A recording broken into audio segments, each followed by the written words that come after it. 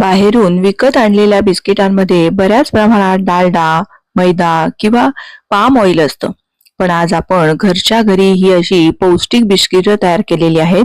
मुळात म्हणजे यामध्ये साखरेचा वापर केलेला नाहीये, मैद्याचा वापर केला नाहीये, पाम ऑइल वापरलं नाही, डालडा वापरला नाहीये, अमूल बटर वापरलं नाहीये. तर घरगुती साजूक तूप, गव्हाचं पीठ आणि गूळ अशी वापरून ही पौष्टिक बिस्किटं तयार केलेली आहेत. ही बिस्किटं तयार करताना यामध्ये मी तुपाचा तर वापर केलाच आहे, पण बरोबरीने काही भोपळ्याच्या बिया किंवा सूर्यफुलाच्या बिया हे वापरून घरच्या घरी कढईमध्ये ही बिस्किटं तयार केली असल्यामुळे ही अतिशय पौष्टिक आहेत. मुलांना डब्यामध्ये देण्यासाठी किंवा संध्याकाळच्या चहा सोबत खाण्यासाठी ही पौष्टिक बिस्किटं घरच्या घरी साध्या सोप्या पद्धतीने आणि अचूक प्रमाणात कशी बनवावी हे पाहणार आहोत. नमस्कार, मी प्रिया. तुमच्या सगळ्यांचं खूप खूप मनापासून स्वागत. सर्वप्रथम एक मिक्सरचं भांडं घ्यायचं आहे आणि यामध्ये 1 कप इतकं गव्हाचं पीठ घेतलेलं आहे. आपण रोजच्या पोळ्यांना जी गव्हाची कणिक वापरतो ना, तेच हे गव्हाचं पीठ मी घेतलेलं आहे. आता त्याच वाटीने पाव वाटी इतकं बारीक रवा घ्यायचा आहे. बारीक नसेल तर जाडसर रवा घेतलात ना तरीही चालेल. रव्यामुळे बिस्किटांना टेक्स्चर छान येतं, म्हणून हे दोन्हीही जिन्नस आपल्याला चांगले मिक्सरमधून अगदी बारीक फिरवून घ्यायचे आहेत. आता यामध्ये आपल्याला बरोबर 1 चमचा इतकं बेकिंग पावडर आणि पाव चमचा इतकं बेकिंग सोडा घालायचा आहे. बेकिंग पावडर आणि बेकिंग सोडा घातल्यामुळे बिस्किट छान खुसखुशीत होतात. थोडीशी वेलची जायफळ पूड घातली आणि अर्धा कप इतकं हे बारीक चिरलेला गूळ घातलेला आहे. आता हे पुन्हा एकदा आपण चांगलं मिक्सरला फिरवून घेणार आहोत की जेणेकरून गुळाचे बारीक जरी कण असतील तरी ते सुद्धा पिठासोबत अगदी चांगली याची पावडर होते. आता चिमूटभर मीठ घालायचं आहे, म्हणजे चव छान येते आणि बिस्किट छान अशी खुसखुशीत व्हावी याकरता आपल्याला यामध्ये अमूल बटर, तेल किंवा डालडा कसलाही वापर न करता आपलं घरचं घरगुती साजूक तूप असताना ते मी इथे घेतलेलं आहे. ते पाव कप इतकं घेतलंय आणि फक्त वितळवून घेतलेलं आहे. रूम टेम्परेचरचं तूप आहे. आता हे एकदा चांगलं या पिठाला चोळून घ्यायचं आहे.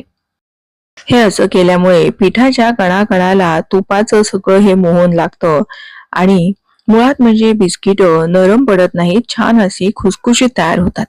बघा, हे मिश्रण असं काहीसं ओलसर तयार व्हायला पाहिजे. जर का तसं झालं नाही तर आणखीन 2-3 चमचे तुम्ही तूप यामध्ये वाढवू शकता.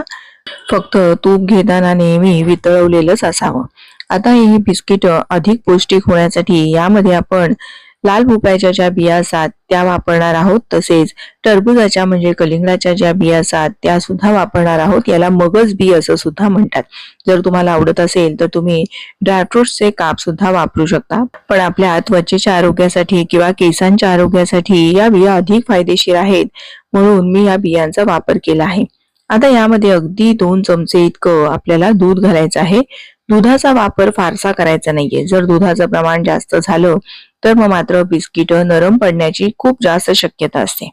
त्यामुळे कमीत कमी दुधाचा वापर करायचा. अगदीच जर तुमचा घट्ट गोळा 2 ते 3 चमचे दूध घालून झाला नाही तर तुम्हाला तुपाचं प्रमाण वाढवावं लागेल.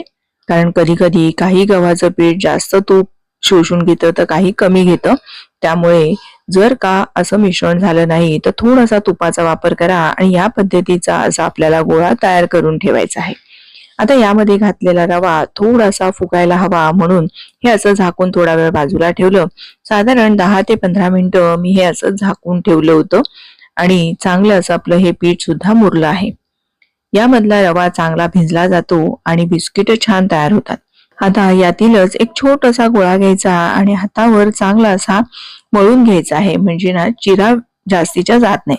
पण जर तरी सुद्धा चिरा जात असेल तर याचा अर्थ तुमचं तुपाचं प्रमाण किंवा दुधाचं प्रमाण थोडंफार कमी झालं असेल. आता हे असे ड्रायफ्रुटचे जे काप आहेत त्याच्यावर हे बिस्किट असं पालथं घातलं आणि वरून हे असं थोडंसं प्रेस केलं, म्हणजे सगळे ड्रायफ्रुट्स या बिस्किटाला चिकटून राहतात.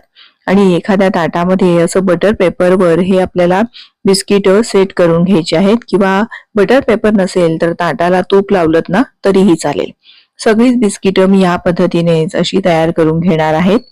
आणि बघा, ही अशी मस्त बिस्किट बनवून तयार झालेली आहेत. हे ड्रायफ्रुट्स लावल्यामुळे ना दिसायला खूप छान दिसतात. माझं ताट लहान आहे आणि माझ्याकडे असलेली कढई सुद्धा अगदीच लहान असल्यामुळे मी एका वेळी इथे 4 बिस्किटच बेक करणार आहे. ही कढई मी आधीच 10 मिनिटं प्रीहीट केलेली आहे. त्यामध्ये हे ताट ठेवायचं आणि पुन्हा अगदी गॅस लहान करायचा, घट्ट असं झाकण ठेवायचं आणि 10 ते 12 मिनिटासाठी बिस्किटं बेक करून घ्यायची. काही बिस्किटं मी या पद्धतीने सुद्धा लाटून तयार केलेली आहेत, कारण एक एक गोळा घेऊन ते बिस्किट तयार करताना बराचसा वेळ लागत होता. या पद्धतीने केल्यामुळे सगळी बिस्किटं एकसारख्या जाडीची तयार होतात. त्यामुळे यातलाच एक मोठा गोळा घेऊन पोळपाटाला थोडंसं तूप लावून मी हे असं लाटून घेतलेलं आहे. एखादी छोटीशी अशी वाटी घ्यायची आहे आणि त्या वाटीने हे असं गोल आपल्याला कट करून घ्यायचं आहे. म्हणजे एकाच मापाची सगळी बिस्किटं अशी तयार होतात. हे जे ड्रायफ्रुटचे काप आहेत ते पुन्हा या बिस्किटावर असे चांगले दाबून बसवून घ्यायचे, म्हणजे ते निखळून पडत नाहीत. आणि काही बिस्किट मी ओव्हन मध्ये बेक करणार आहे, त्यासाठी या ट्रे वरती सगळी बिस्किट सेट करून घेतली. हीट केलेल्या ओव्हन मध्ये ही बिस्किट घालायची आणि 160 डिग्री सेल्सिअस वर 10 ते 12 मिनिटं ही बिस्किट सुद्धा भाजून घ्यायची आहेत. इथे आपली कढईतली जी बिस्किट आहेत ती सुद्धा बेक झालेली आहेत. बरोबर 12 मिनिटांमध्ये चांगली अशी बिस्किट बेक झालेली आहेत. मस्त असा याला रंग सुद्धा आलेला आहे. फार वेळ जास्तीचा ठेवायचा नाही. बघा, खालून असा मस्त तांबूस रंग आलेला आहे. जर असा रंग आला नसेल तर आणखीन तुम्ही एक 2-3 मिनिटं बिस्किट आणखीन भाजून घेऊ शकता.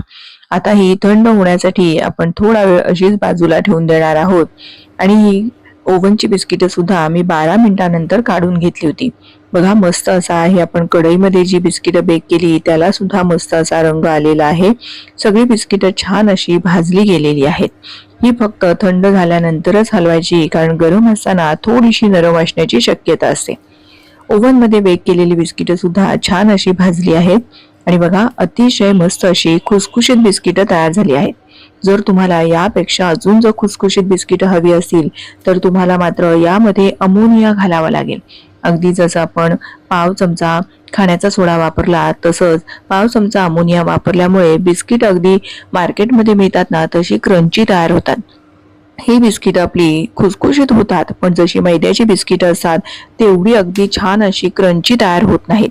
पण आरोग्याच्या दृष्टीने पाहिलं तर ही आपली बिस्किट अतिशय हेल्दी आहे. त्यामुळे या पद्धतीने लहान मुलांना डब्यामध्ये देण्यासाठी किंवा रोजच्या चहा बरोबर 1-2 बिस्किट जर खायची असतील तर त्यासाठी ही बिस्किट अतिशय फायदेशीर आहेत. पूर्णतः थंड झाली की मग तुम्ही एखाद्या हवाबंद डब्यामध्ये ही बिस्किट भरून ठेवू शकता आणि एकदा बनवलेली बिस्किट महिनाभर सुद्धा आरामात टिकतात. सगळीच बिस्किट अशी डब्यामध्ये भरून ठेवून तुम्ही सुद्धा कधीही या बिस्किटांचा आस्वाद घेऊ शकता. तुम्हाला ही आजची रेसिपी कशी वाटली, मी सांगितलेल्या टिप्स कशा वाटल्या हे मला कमेंट करून नक्की कळवा. जर बिस्किट बनवून पाहिली तर तुमचा अनुभव माझ्यासोबत शेअर करा. व्हिडिओ थोडा जरी आवडला असेल तर प्लीज व्हिडिओला एक लाईक करा. तुमच्या मैत्रिणींना, नातेवाईकांना जास्तीत जास्त शेअर करा. अशा छान छान प्रमाणबद्ध सोप्या रेसिपीज पाहण्यासाठी प्रियाज किचनला सबस्क्राईब करा. पुन्हा लवकरच भेटूया अशाच एखाद्या छानशा रेसिपीसह. धन्यवाद.